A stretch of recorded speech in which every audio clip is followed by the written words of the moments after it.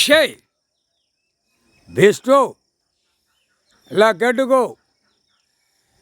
பார்வதி அம்மா, ஜட்ஜ் அம்மா, மதுரை மீனாட்சி 2 கணக்கில் உட்காந்து நீதிமன்ற கோர்ட்டிலேருந்து வெளியே எடுக்கு. மானிடத்தில் தப்பு செஞ்சு வச்சுருக்கியப்பா நீதிமன்ற கோர்ட்டில்.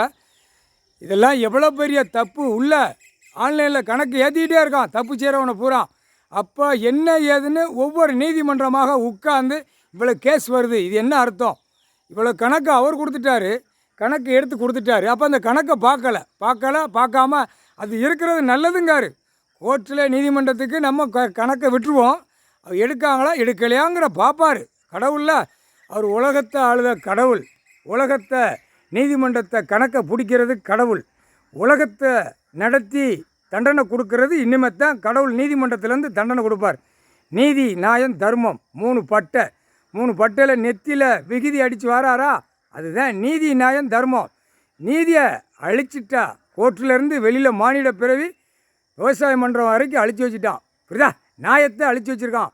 அதர்மத்தில் போகிறான். ஒவ்வொருத்தன் திமிரில் போகிறான். அந்த பேப்பரை வச்சு பேப்பரால் ஆதார கார்டு, ரேஷன் கார்டில் உள்ளே மாட்டி போவான். ஆணும் பெண்ணும் அள்ளுவார்ப்பா. அள்ளி உள்ளே கொண்டு போய் சேர்ப்பார். அதையும் பார்த்துக்கோ. கடவுளால் முடியாதுன்னு நினைக்காத யாருமே நீதிமன்ற கோர்ட்டிலேருந்து, வழக்கறிஞர்லேருந்து, அரசியல்வாதியிலேருந்து நினைக்காத. அல்ல நினச்சா அவர் தான் முடியும். அள்ளி உள்ளே கொண்டு போய் சேர்க்க முடியும், அவர் தான் முடியும்.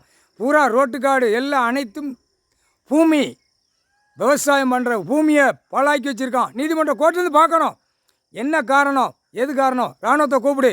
இராணுவத்தை ஒன்றுக்கு ஒரே நீதிமன்றம் டெல்லி டு தமிழ்நாடு வரைக்கும் உள்ளே இருக்கிய. டெல்லி டு தமிழ்நாடு வரைக்கும் எல்லா நீதிமன்றத்திலும் இராணுவத்தை முப்படை உள்ளே கொண்டு வா. ஒவ்வொரு நீதிமன்றத்தில் ஒரு 10-20 பேர் செக் பண்ணுவோம். என்ன செஞ்சு வச்சுருக்கான். சிட்டி கிராமத்தில் விவசாயத்தை என்ன பண்ணி வச்சுருக்கான். ஏரி குளங்களை என்ன பண்ணி வச்சுருக்கான். அவன் லேசாக பெட்டிஷனை போட்டு காகித பேப்பரை விட்டு இடங்களை பூரா எழுதி வச்சு பூரா லேசாக தப்பிச்சு போகிறான். அப்போ அந்த தப்பிப்புக்கு இவன் போட்ட சட்டங்கள் நீதிமன்றத்தில் செல்லாதுன்ட்டார். இன்றைக்கி அடிச்சிட்டார். எந்த இதுவுமே செல்லாது.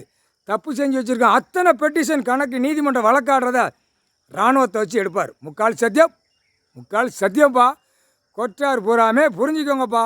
உங்களுக்குள்ளே அது நடத்த முடியாது, செய்ய முடியாது.